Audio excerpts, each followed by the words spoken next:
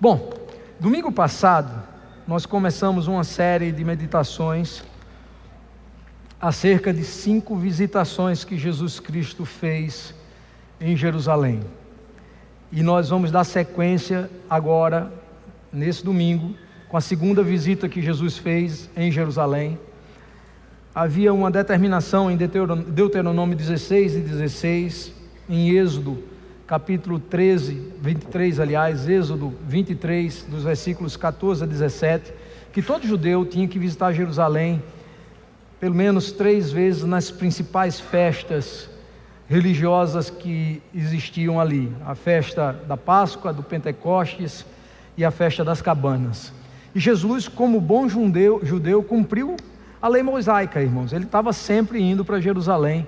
Só que enquanto a maioria dos judeus iam para Jerusalém com um sentido de levar a sua oferta e também um animal para ser imolado em sacrifício, Jesus tinha outros propósitos divinos, faziam parte do plano de Deus. Ele ia a Jerusalém, que era a capital do império, onde todo o sistema religioso funcionava, o sistema político funcionava, onde o sinédrio estava instalado, onde o templo existia.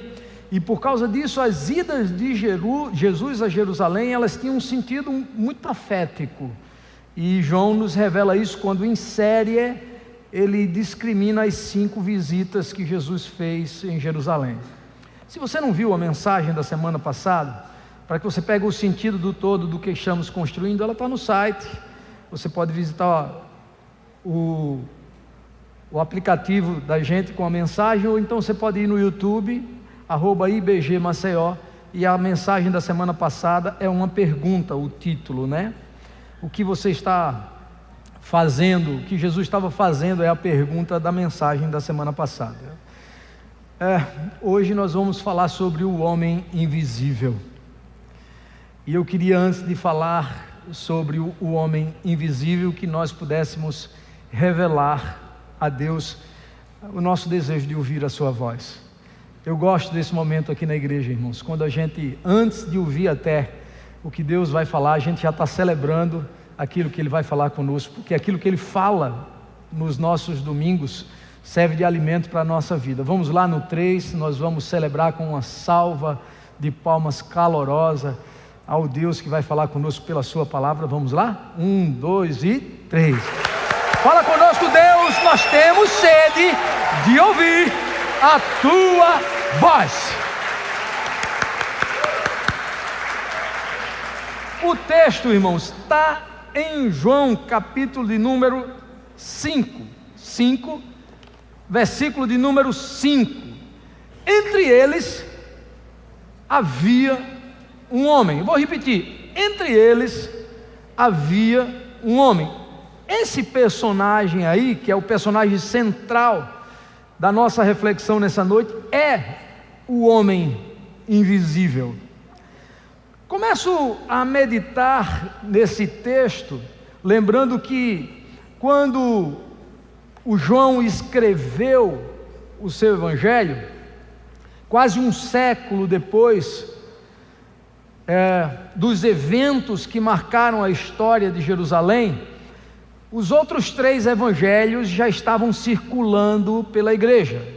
O evangelho de Mateus, Marcos e Lucas, há pelo menos 2 décadas, eles já circulavam pela igreja. E qual a razão pela qual o Espírito de Deus comissionou a João a escrever mais um evangelho? Impressão pessoal minha, quando Deus levantou João para escrever o evangelho, foi por causa do espírito de inquietação que tomava conta no meio da igreja, por conta do fato de que Jesus disse que ia, mas vinha buscar os seus.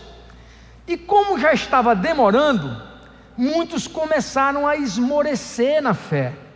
Havia até um certo questionamento no meio da igreja, naquele momento em que João começa a escrever o seu evangelho, acerca da divindade de Jesus, se ele realmente era de fato o Filho de Deus. porque ele prometeu voltar e ainda não tinha voltado. João vai construir a mensagem do seu evangelho, fornecendo robustos materiais que substanciam a divindade de Jesus Cristo, para que essa ideia pagã de que Cristo não era o Filho de Deus pudesse ser literalmente removida do meio da igreja. Se ele não voltou ainda, era porque não era hora de voltar, porque o evangelho precisava se espalhar pelo mundo inteiro. A vontade, o plano de Deus e o reino de Deus precisavam ser instalados na terra. E João começa abordando que Jesus era o Filho de Deus por causa dos atributos que Deus tinha e que também eram inerentes a Jesus. E os exegetas dividem esses atributos em duas classes: os atributos incomunicáveis, que são aqueles que Deus tem e não pode ser comunicado a ninguém, são próprios da divindade de Deus. E tinha os atributos que são comunicáveis, que você pode pegar do caráter de Deus e você pode transferir esses atributos para o seu caráter, e você pode, manifestando esses atributos divinos que foram comunicados a você, você pode manifestar a presença de Deus, inclusive a vida de outras pessoas. E lá João explora como atributos incomunicáveis de Deus a sua autoexistência. Ninguém pode ser autoexistente senão Deus. Ninguém criou Deus, Deus é autoexistente. A eternidade, ele é eterno. A imutabilidade, a onipresença, a onisciência, a onipotência e a soberania são atributos que João explora fartamente no seu evangelho, para mostrar que Deus comunicou isso a Jesus por ele ser filho, e se ele tinha esses atributos, é porque de fato ele era filho de Deus. Mas ele também explora os atributos comunicáveis, como santidade, justiça, amor, misericórdia, graça, fidelidade, bondade e verdade. E Jesus exerceu durante toda a sua vida ministerial todos esses atributos. João faz defesa da fé de que Jesus é o Filho de Deus através dos atributos divinos que estão presentes na vida do Filho. Ele também fez defesa acerca dos sinais que Jesus fez. Ele cataloga entre os milagres que Jesus fez e faz uma abordagem pormenorizada de cada um desses milagres, citando que se Deus fez grandes milagres durante toda a existência do seu povo na terra, Jesus também fez. E os 7 milagres que Jesus fez, que estão catalogados no Evangelho de João, revelam isso, que ele era divino. Ele transformou água em vinho, ele curou o filho de um oficial, curou o paralítico de Betesda, o homem invisível da mensagem de hoje. Ele fez acontecer a multiplicação de pães e peixes, algo altamente impossível para um ser humano comum. Ele andou por sobre as águas. Qual é o ser comum que pode fazer um negócio desse? Fazendo defesa da sua divindade, ele disse que ele cura um cego de nascença. E também ele ressuscita ao seu amigo Lázaro. Mas além de tudo isso, João aborda as declarações que Jesus fez. De novo, 7 declarações que Jesus fez são abordadas no Evangelho de João com o intuito de massificar a ideia de que de fato ele era o Filho de Deus. Esse era o propósito do livro e do Evangelho de João.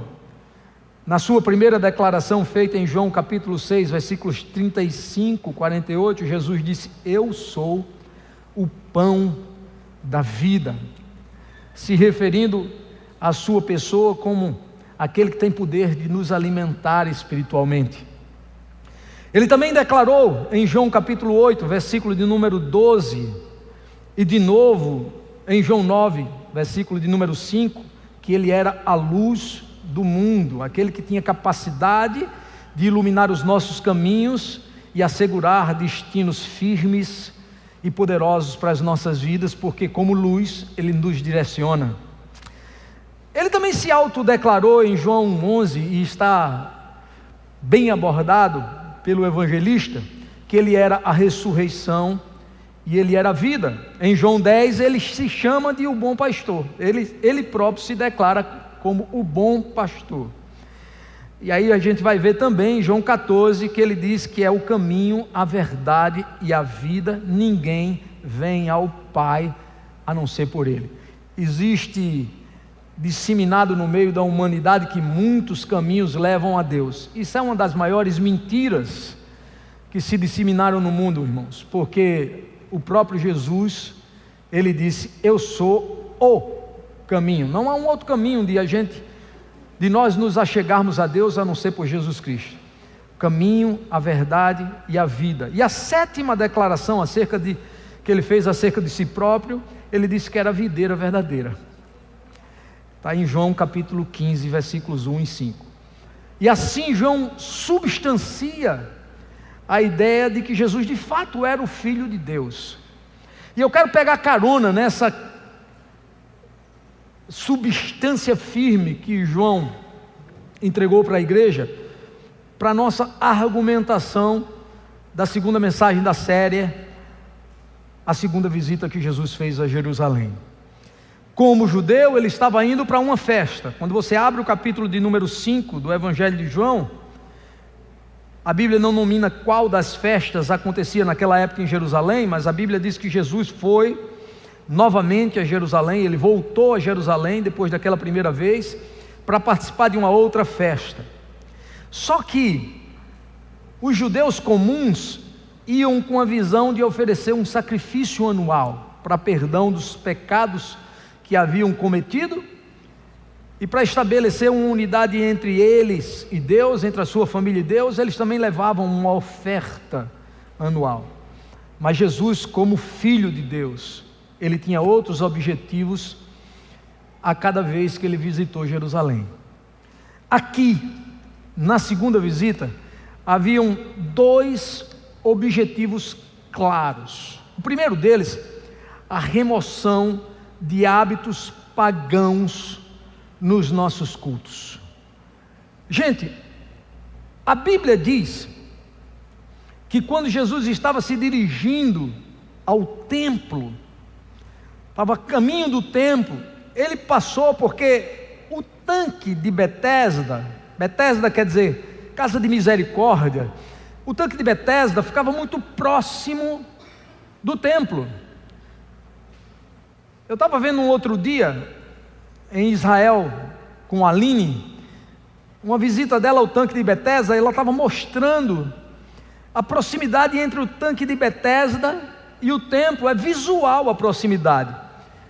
E não era uma criação não ocasional.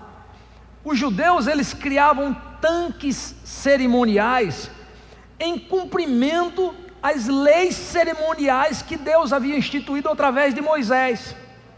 Você vai ver em Levíticos 15 e em Números 19, Deus instituindo a necessidade de que eles deviam fazer essas piscinas, para que durante as cerimônias que iriam haver no templo, eles passassem por essas piscinas e pudessem se purificar.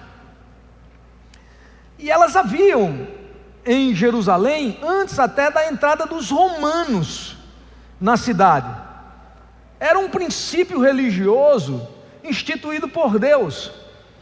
E aqui eu faço um comentário muito breve, para que você entenda e fique com a sua visão ligada nesse fato.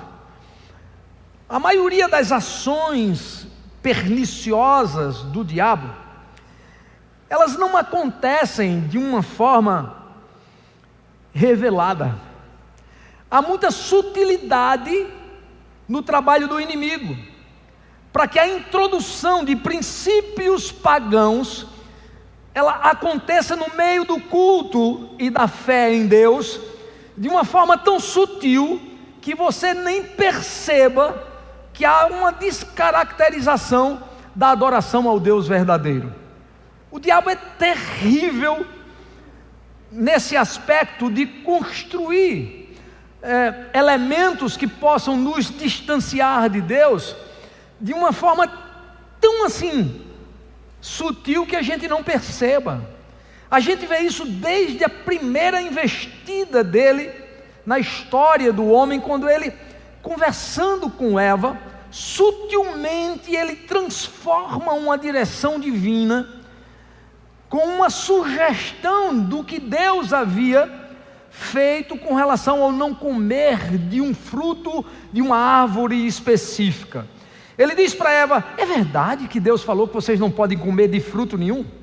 Perceba que ele fala de fruto, Deus falou de fruto. Perceba que ele fala de proibição e Deus falou de proibição.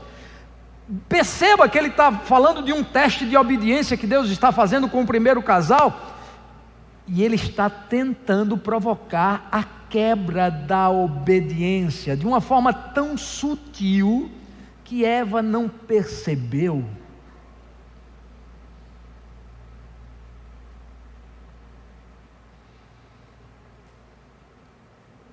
Quando você lê o texto da Escritura Sagrada, que fala daquele dia e daquele evento, a Bíblia diz que havia ali um homem que era invisível para a sociedade judaica.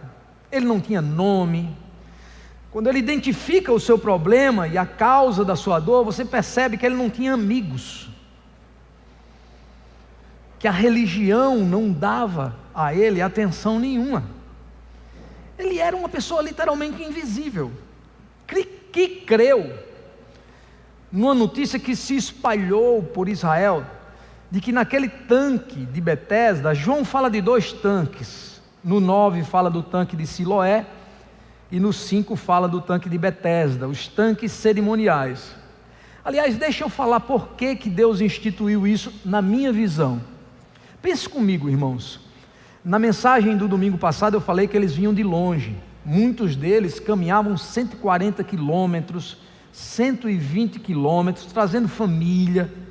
Algumas pessoas já idosas da sua casa, crianças. E eles vinham todos motivados pela fé para estar participando de festas cerimoniais religiosas que aconteciam em Jerusalém.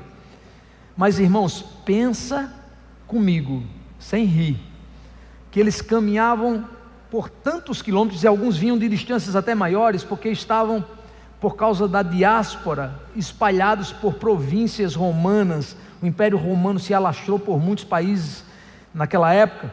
Eles estavam espalhados por essas províncias e vinham muitas vezes de outras regiões, de outras nações. Por isso havia necessidade do câmbio de moedas, que nós abordamos no domingo passado. Agora você imagina andar 140, 180 quilômetros a pé, irmãos, numa época em que não havia Rexona.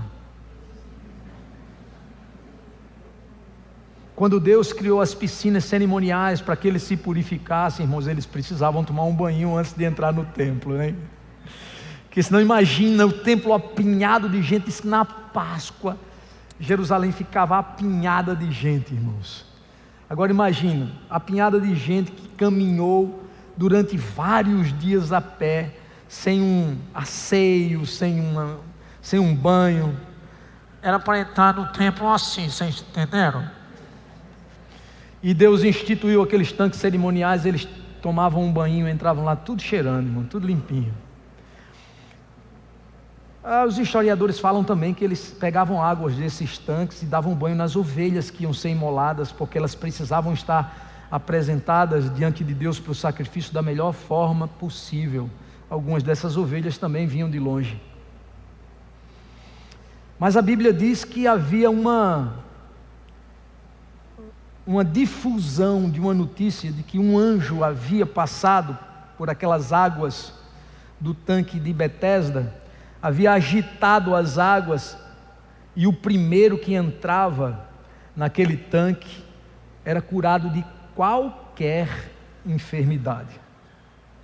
Aquele homem, a Bíblia diz que tinha uma enfermidade que tinha produzido uma paralisia nele, e ele já sofria há quase 4 décadas daquele problema.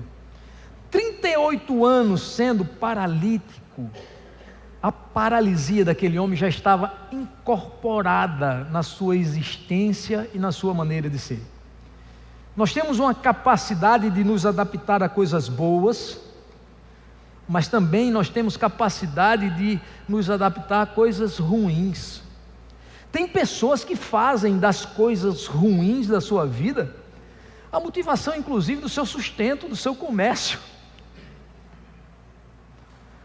Quando Jesus passa, indo para o templo, e ele vê aquele movimento de pessoas, aquele conglomerado de enfermos à beira daquele tanque, ele quer informações. O que está havendo aqui? E as pessoas informam a ele, porque existe aqui uma notícia de que um anjo passou por aqui e agitou as águas, o primeiro que foi arremessado nas águas foi curado. Não é porque tem na Bíblia que foi Deus quem planejou. Não é porque está escrito na Bíblia que é o certo de ser exercido pela fé cristã. Penso eu, a Bíblia não fala, que aquele culto no entorno da movimentação das águas, que era produzido pela possibilidade extemporânea de um anjo visitar aquele local, era um culto pagão como tantos outros foram instituídos no entorno da história do povo de Deus.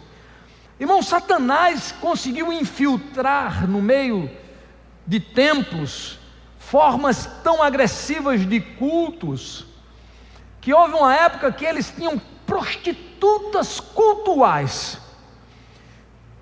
divinizaram a fertilidade e a virilidade, e eles faziam cultos para agradecer a Deus a virilidade, e para que esses cultos acontecessem, mulheres faziam sexo com homens, e as pessoas pseudo adoravam ao Deus viril naquele momento e naquele local. Houve um Deus chamado Moloque, uma estátua de ferro ardendo em fogo, porque nos pés de Moloque eles colocavam madeira e tocavam fogo, e os pais jogavam para dentro da estátua de Moloque seus filhos que eram imolados em adoração àquela divindade. Perceba o que o diabo já fez para arrancar crentes da adoração verdadeira ao Deus a quem nós servimos. Aí você diz: pastor, isso é coisa muito remota, que não acontece mais nos nossos dias. É verdade. Com o nível de informação que nós temos aqui, essas coisas não acontecem mais. Mas as práticas pagãs nunca deixaram de ser disseminadas por Satanás para macular a ação de Deus no meio do seu povo, para fazer Deus se retirar do meio dos cultos que homens prestam com mulheres a Ele. Nos nossos dias nós não temos mais Moloque, mas nós temos práticas extremamente espúrias ao cristianismo verdadeiro, como o sincretismo religioso que se espalhou no meio de muitas igrejas cristãs, irmãos.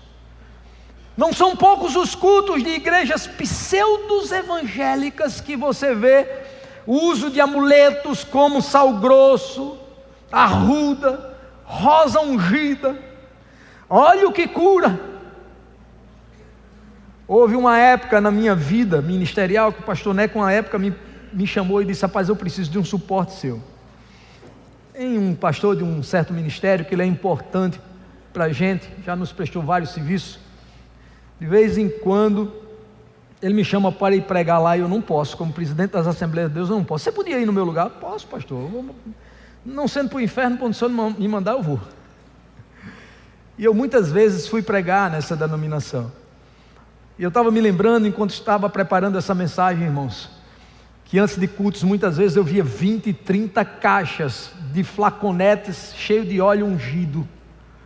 Na caixa vinha dizendo a fábrica de São Paulo que havia fabricado aqueles flaconetes, da mesma forma que a gente compra o cálice com o vinho e o pão que você ceia conosco. Aqueles flaconetes eram comprados por alguma empresa que envasava azeite e mandava para as igrejas, e aquilo virava um comércio poderoso no meio dos cultos daquela denominação. Na hora de anunciar que iam ser vendidos flaconetes de óleo ungido, se fazia uma oração e ele dizia: trouxemos óleo de Israel, irmãos. E na boa fé dos irmãos, os irmãos compravam um flaconete de óleo para quando tivesse um enfermo em casa, passar óleo ungido e a cura se estabelecer. É verdade que a prática de óleo ungido é bíblica, mas nunca foi por causa do óleo que Deus curou, irmãos. Nós não vamos divinizar o óleo. Há denominações que pegam água e os pastores dizem: bota aí em cima da televisão. Agora, mas não, né? Que a televisão de plasma é fininha, mas quando era aquelas televisão de tubo, mandava botar em cima da televisão assim, ó. Bota aí que eu vou orar pela água. E aí depois que ora pela água, supostamente a água está ungida, pode tomar, que o que você tiver de enfermidade, ó, vai ficar curado. Costumes pagãos entrando no meio da história da igreja em qualquer tempo, irmãos, em qualquer tempo. As sutilezas de Satanás para macular, para roubar a operação genuína do Espírito Santo e de Cristo no meio da igreja, que quando eles passam, irmãos, grandes coisas acontecem. Quando você visita um culto onde a unção de Deus está naquele lugar, aleluia. Um culto tem poder de mudar uma vida de uma pessoa para sempre. Por isso que Satanás fica investindo em práticas pagãs, para que o Espírito de Deus se entristeça e não opere no meio da igreja. Em qualquer tempo, irmãos. Mas aí talvez você se isente, não é? Você diga: mas isso eu não tenho nada a ver com isso. Foram os sacerdotes que permitiram que entrassem essas práticas pagãs dentro da igreja. É mesmo. E as práticas pagãs que muitas vezes você mantém na sua vida pessoal? E aquele gostinho por aquele cantor que você tinha de músicas seculares mundanas quando você ainda não era crente, que você ainda de vez em quando ouve uma musiquinha dessa, para não dizer ouve, né? E ainda bota na sua playlist aquelas musiquinhas para de vez em quando você recordar de momentos que você viveu lá na sua vida no passado. E se tivesse uma impressora que imprimisse as suas visitas nas redes sociais e contasse as horas que você perde por semana nas suas redes sociais, ou expondo a si próprio, ou bisbilhotando a vida dos outros? Menina, tu viu? Olha, no Instagram da fulana, meu Deus, que roupa! Depois diz que é crente.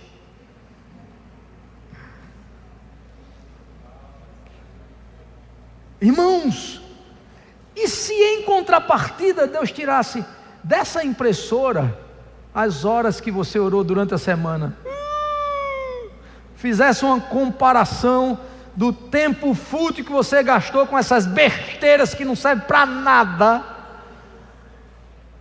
e da sua ausência e desaparecimento do altar da oração? Um escândalo, irmãos. Práticas pagãs que a gente vai alimentando dentro da vida da gente. Satanás, ele é sutil, ele vai nos amornando aos poucos, e a gente tem que ter cuidado com isso. Um anjo que passa e agita as águas, oh glória! É anjo, é figura angelical, celestial. Irmãos, onde foi que Deus instituiu esse ensino que a cura vem pelos anjos? A Bíblia diz assim: tudo aquilo que vocês pedirem no nome de Jesus, estando em consonância com a minha vontade, isso será feito. Aquela adoração em torno da visitação angelical era profundamente pagã. E a gente vê isso, irmãos, pela mecânica que se criava no entorno daquele culto que se formava ali no tanque de Betesda. A primeira coisa é que aquilo competia com o verdadeiro culto do templo que estava logo atrás. Era para ser só um banho cerimonial, né? Estava sujinho, fedido, tomava o banho e ia para o templo. Eles ficavam ali, irmãos, por dias, horas, esperando o anjo passar. Quer ver como era demoníaca aquela ideia? Só um, por vez, era curado. Eu gosto do texto de João 10:10, quando Jesus ele se identifica dizendo assim: eu vim para que todos tenham a vida e tenham em abundância. Eu vou repetir, irmãos, porque vocês não ouviram, porque se vocês tivessem ouvido, com certeza vocês iam se achar inseridos nessa promessa e iam dar uma salva de palmas a Jesus. Espera aí, um minutinho só, repara só que coisa interessante. Eu vim para que todos tenham vida e vida em abundância. Esse é o princípio de Deus para a vida do crente, irmãos. Um culto onde só um sai curado, irmãos, e todos os outros saem tristes, esse culto é deprimente, não vem de Deus. Quer ver uma outra coisa? Precisava mergulhar primeiro. Sabe quantos metros de profundidade tinha o tanque de Betesda? 30 metros. O homem invisível era aleijado. Ele reclama que não tinha nenhum amigo para jogá-lo na água, mas supondo apenas que ele tivesse, e o amigo pegasse ele no colo e jogasse na água, e ele fosse o segundo, coitado, ia morrer afogado, porque foi o segundo, não foi curado, irmão, não ia saber sair dali daquele tanque. Era um culto arriscado. E a frustração de quem esperou o dia inteiro e o anjo não apareceu. Aí foi no outro dia de novo, o dia inteiro, e o anjo não apareceu. O diabo tem uma habilidade, irmãos, de preconizar mentiras, e muitas vezes as pessoas acham que as mentiras que ele preconiza e divulga são verdade. Eu acho que depois ele mesmo fica rindo da nossa cara, dizendo assim: como é que eles acreditaram nisso que eu falei que ia acontecer, que o anjo ia passar? Vai lá, um monte de bobo lá esperando o dia todo, irmãos. Eu fico imaginando eles voltando para casa com aquele sentimento: ainda não foi hoje, não teve anjo, anjo não visitou, e não sei. Era um culto muito estranho, muito estranho. Daqui a pouco, imagina, iam vender flaconetes não de óleo ungido de Israel, mas da água do tanque de Betesda. Imagina, o tanque da água que cura. Beba um flaconete e você não vai precisar mais nem visitar hospital nem médico, você vai ser curado. E tem gente perniciosa vendendo essas quinquilharias religiosas por um preço que é uma fortuna, irmãos, uma fortuna. Eu tenho um amigo meu que Deus usou ele numa oração que ele fez, e Deus curou um empresário muito rico. E esse empresário chamou ele e pediu para ele para transferir para a conta dele um valor de 3 milhões de reais há uns 20 anos que se passou. Irmãos, filho de uma viúva, 10 irmãos, paupérrimo, aqueles 3 milhões naquela época ia resolver o problema da família dele toda. Ele olhou para o moço e disse: moço, isso não vem de Deus. Se você quiser ofertar parte da sua fortuna, fazer filantropia, ajudar pobres, você faça. Mas como homem de Deus, eu vim aqui fazer uma obra que Deus mandou fazer, orar pela sua saúde, e você foi curado. É a Ele que você tem que agradecer e não a mim. Eu não aceito 1 centavo do valor que você quer me ofertar, porque esse dinheiro, ele não é santo. Essa motivação não provém de Deus. E saiu da casa daquele homem, dando um abraço a ele, dizendo para ele que não queria aquele valor. Mas quantos não fazem comércio das ações milagrosas de Deus? Práticas pagãs que muitas vezes querem se instalar no meio da igreja. Quantas vezes eu não vi irmãos que Deus usou em profecia, e aquele que foi agraciado com a profecia pegava uma notinha assim de R$100, hoje 200, né? Estava no bolso dele e o irmão aceitava. Meu irmão, devolve. A Bíblia diz que é para dar de graça o que a gente recebeu de graça. Essa é a prática cristã da igreja de Deus na terra. Fazer o bem sem esperar recompensas humanas. A nossa recompensa vem do céu. Jesus ia passando no tanque de Betesda. Quando ele viu aquele negócio, ele disse: eu tenho que parar com esse negócio aqui em Jerusalém. É do anjo a palavra, irmãos. Não pode esse culto continuar acontecendo aqui. Aí ele podia ter perguntado várias coisas a várias pessoas, mas ele resolveu perguntar a alguém que estava do seu lado: quem é o mais antigo que vem aqui nessa crença e nunca foi curado? Alguém deve ter apontado para o homem invisível. É aquele homem ali, 38 anos, paralítico. Tá bom, vamos a ele. E Jesus foi aquele paralítico, irmãos, para alcançar o homem invisível, quebrando e destintuindo aquela prática pagã no meio do povo de Deus. Porque ele olha para o homem e disse assim para aquele homem: olha, escuta, eu tenho uma pergunta para lhe fazer. E aí o homem invisível disse para ele: qual a pergunta? Ele disse: você quer ser curado?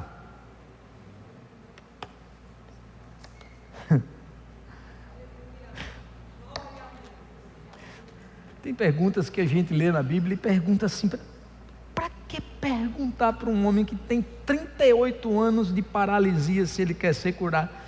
Qual é a resposta? Irmãos, tinha sim motivação para perguntar a ele se ele queria ser curado. A primeira motivação é que nós devemos manifestar a nossa necessidade a Deus, para que quando venha uma resposta, você saiba que a resposta foi proveniente de Deus, para que você não esteja desarticulando a sua fé, pensando que a resposta ocasionalmente veio por coincidência, veio por providência de outra entidade, de outras pessoas. Se ele estava perguntando se ele queria ser curado e ele liberaria a cura, ele ia saber que quem estava diante dele era o Filho de Deus. Tinha causa sim de uma pergunta óbvia a ser feita. A segunda causa que eu percebo para que Jesus fizesse aquela pergunta óbvia está na resposta daquele homem, irmãos. Porque quando ele revelou para Jesus que a cura era impossível para ele, porque nunca ele ia ser o primeiro a ser jogado no tanque, ele estava revelando uma dependência emocional daquela enfermidade. Não consigo, eu não tenho amigos para ser o primeiro. Mais do que curar aquele homem daquela enfermidade, Jesus precisava curar aquele homem das suas emoções. Porque emoções adoecidas reinstituem no corpo enfermidades que já foram curadas. Os médicos sabem disso. A maioria das doenças e enfermidades psicossomáticas atrai enfermidades várias para o corpo humano. Quando Jesus, ele queria curar e restituir a saúde física de uma pessoa, ele também queria curar a alma. Por isso que, por exemplo, aquele paralítico que foi içado pelo telhado de uma casa, antes de liberar a cura para aquele moço, ele disse: jovem, os teus pecados te são perdoados. Porque ele percebeu, irmãos, que enquanto seus amigos estavam levando ele para que ele tivesse aquela cura possibilitada, ele tinha um problema maior. Ele não tinha a vida eterna. Não tinha a vida eterna. E talvez aqueles pecados fossem a causa da sua enfermidade. Porque tem pecados, irmãos, que matam. Um homem, por exemplo, que se torna ébrio, alcoólatra, o álcool vai acabar com a saúde dele. E foi o pecado do alcoolismo que matou aquela vida. Um homem que bêbado foi dirigir uma moto e se acidentou e morreu, foi o pecado que matou ele.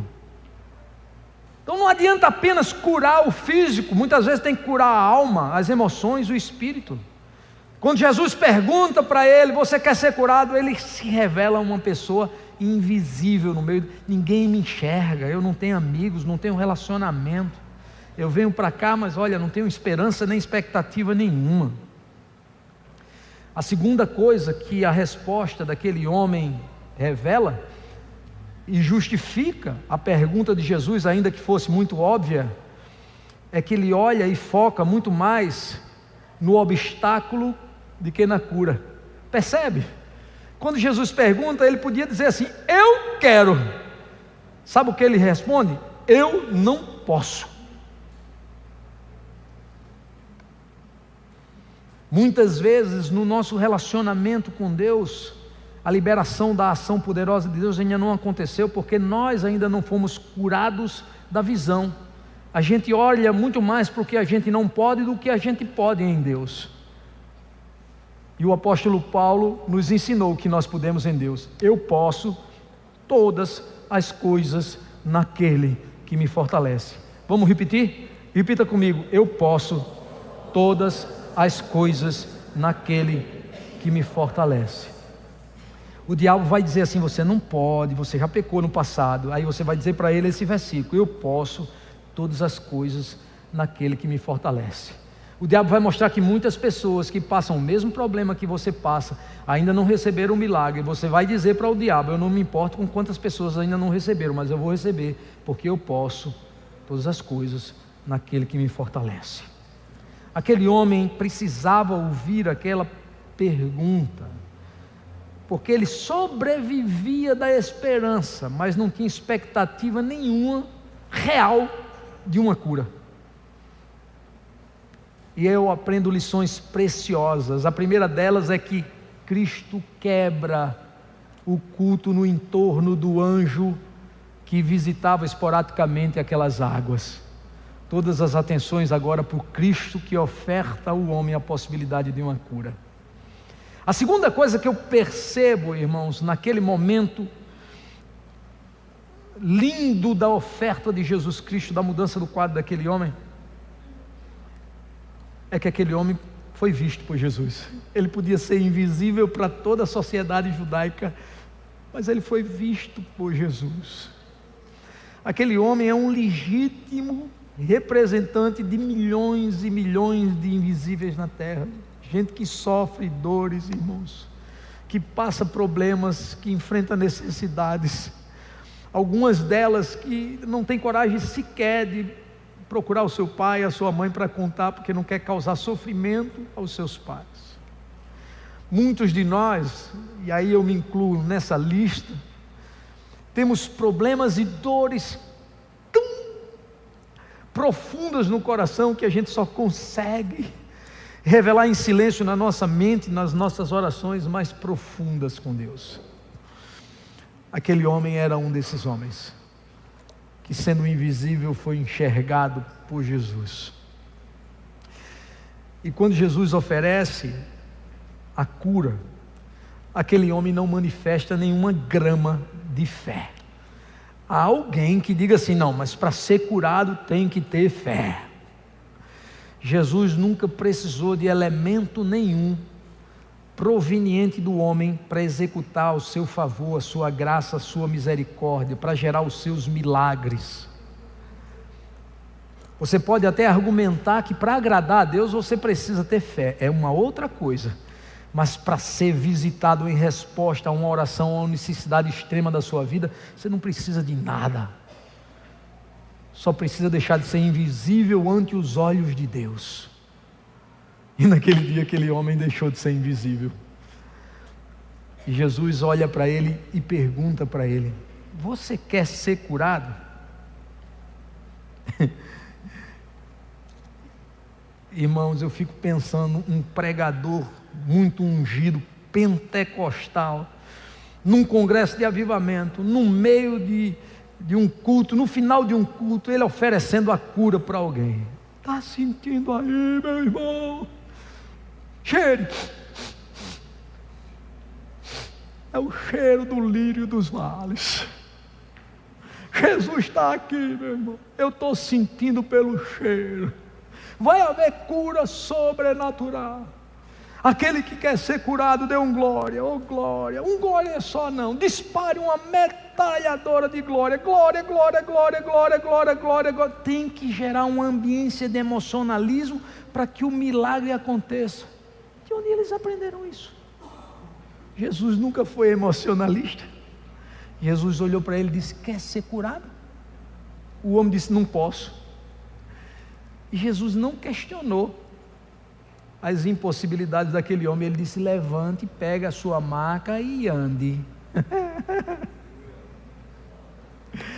A gente tem que aplaudir esse Deus, né? Que coisa fantástica. Que coisa fantástica. Dani não veio? Está aqui? Levante, Dani. Levante. Aí mesmo onde você está. Dani é fisioterapeuta. Pergunte a ela se um paralítico de 38 anos, se for curado, se ele consegue carregar uma maca do tanque de Betesda até o templo. Consegue não, né? Vai ter que passar por anos de fisioterapia para recuperar a musculatura, né? Mas quando Jesus faz, pode sentar, Dani. Quando Jesus faz, irmãos, Ele faz bem feito. O homem pega a maca e tem força para andar com aquela maca que devia pesar aí os seus 18, 20 quilos no mínimo, e vai para o templo, o lugar da verdadeira adoração, porque aquele lugar não era mais o lugar dele. E quando ele chega no templo, dia de sábado, com a maca, olha o problema. Os líderes religiosos perguntaram para ele: escuta, que história é essa de você carregar a maca dia de sábado? Eles não perceberam, irmãos, que aquela maca que ele carregava não era um trabalho que ele estava praticando, era um testemunho público que ele estava exercendo. Quem conheceu ele 38 anos sem andar, agora com aquela maca andando, percebia alguma coisa aconteceu com esse homem. Aí foram perguntar: o que foi que aconteceu com você? E a curiosa resposta daquele homem alimenta a nossa alma, irmãos, de paixão por Jesus Cristo. Porque ele disse: olha, um homem que eu não sei nem quem é, porque depois que liberou a cura, ele desapareceu no meio da multidão. Ele perguntou se eu queria ser curado. Eu falei que não podia, porque não tinha amigo para ser jogado na água. Ele mandou levantar e mandou eu caminhar e carregar a minha maca. Mas você não pode carregar a maca porque é dia de sábado. Mas se não pode, eu não estou preocupado com isso, porque foi ele que me mandou carregar a maca. E se ele teve poder para me curar, eu quero lá saber o que diz a lei mosaica sobre dia de sábado e maca. Aí, irmãos, uma outra visão perniciosa a gente tem. O Ministério Louvor já pode vir aqui.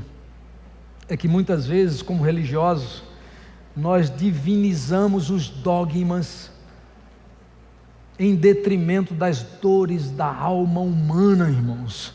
Como questionar porque Jesus liberou aquele homem daquele aprisionamento de uma enfermidade que o deixava sem mobilidade durante 38 anos, só porque era dia de sábado?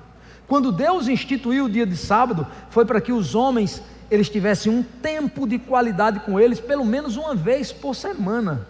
Mas não foi para que eles divinizassem o sábado. O sábado não é mais importante do que o seu Senhor. O sábado não é mais importante do que as dores de um homem. O sábado não é mais importante do que uma necessidade de cura de alguém. Por conta disso, irmãos, um grande levante se estabeleceu naquele dia contra a vida de Jesus Cristo. Mas eu encerro essa mensagem dizendo que na segunda ida de Jesus a Jerusalém, ele quebra aquela mecânica que havia em torno daquele culto ao anjo e as visitações angelicais que pudessem acontecer ali. Atrai todas as atenções para si e ele enxerga o homem invisível, e o homem invisível, visto por ele, foi curado. Porventura você que nos assiste nessa live de internet, nesse dia de hoje, talvez você seja um homem invisível. Estando dentro da religião, você continua tendo dores que precisam ser pacificadas pela visitação poderosa de Deus, e você precisa de curas, de enfermidades que muitas vezes são físicas e enfermidades que muitas vezes estão na alma. Muitas vezes as dores de nunca ter sido vista, de nunca ter sido vista diante dos sofrimentos que você passa, são maiores do que as dores da própria enfermidade e das abstenções daquilo que você não tem e que achava que precisaria ter. Mas você está diante de Jesus, aquele que pode todas as coisas. Se você está aqui nessa igreja e você tem dores invisíveis, você tem instabilidades emocionais, incertezas, enfermidades, necessidades que ninguém nunca enxergou na potencialidade que você, da plataforma da sua própria mente, enxergando a si próprio, você tem. Jesus está aqui hoje, meu irmão, e pode enxergar você nessa hora. Se você é o homem invisível da vez, eu quero te dizer que a especialidade de Jesus é ver os invisíveis dessa terra. Eu quero que você fique de pé. Eu quero orar por você antes de pedir o Ministério de Louvor que nos prepare para a Santa Ceia com uma música. Se você tem dores invisíveis, necessidades que ninguém consegue suprir, se você tem carregado a sua necessidade já fazem algumas décadas até, Jesus enxergou aquele homem naquele dia, Ele está enxergando você. Eu quero orar por você. Põe a sua mão no seu coração. Você que precisa ser visitado por Deus, você que tem dores e necessidades que são invisíveis à humanidade, mas que são plenamente visíveis ao teu Deus. E vamos deixar Deus fazer a obra que Ele fez na vida daquele homem, de novo aqui e em você. Jesus querido, nós estamos adorando ao Deus que é verdadeiro. Nós estamos diante daquele que pode todas as coisas. Se volte agora, Pai, o teu olhar para a Igreja Batista Gênesis e para todos aqueles que estão nos assistindo nessa live, hoje ou em qualquer tempo em que alguém assistir esse culto. E eu quero te pedir, Senhor, que você enxergue pela tua graça, pelo teu amor e a tua misericórdia, as necessidades dessa mulher, desse homem, que durante tantos anos foi invisível aos olhos de tantos que convivem com ela ou com ele. Às vezes carregamos dores que nem os nossos cônjuges conhecem, mas você sonda o coração daquele que carrega dentro da sua alma necessidades extremas.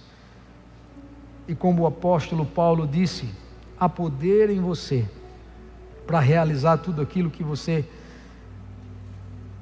por provocação de uma oração, pode executar. Ele disse que nós podemos todas as coisas naquele que nos fortalece. E eu quero, no exercício desse direito e dessa promessa, apresentar a vida de todos aqueles que são invisíveis, que carregam dores invisíveis, mas que porventura essas dores, sendo apresentadas diante do teu trono nessa noite, sofrerão a ação do teu milagre. Faz coisas incríveis para que o teu nome seja mais uma vez glorificado pelos teus milagres. Nós oramos assim em nome de Jesus Cristo. A igreja diz amém. Amém. Nós vamos nos preparar.